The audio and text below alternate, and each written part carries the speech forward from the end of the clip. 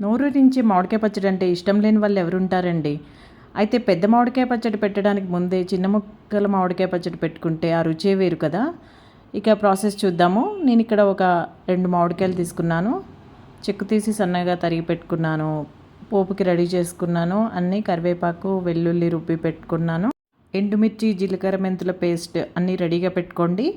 ఒక గిన్నెలో నూనె వేసుకొని వేడయ్యాక ఆవాలు, జీలకర్ర, మెంతులు వేసి పోపు వేసుకోండి. కరివేపాకు, ఎండుమిర్చి వేసి మూత పెట్టుకోండి. అవి మగ్గాక వెల్లుల్లి కూడా వేసి బాగా సువాసన వచ్చే వరకు వేపుకోండి. వెల్లుల్లి ఫ్లేవర్ బాగా వచ్చింది అనుకున్నప్పుడు ఇంకా స్టవ్ ఆఫ్ చేయండి. ఇప్పుడు ఈ తాలింపులో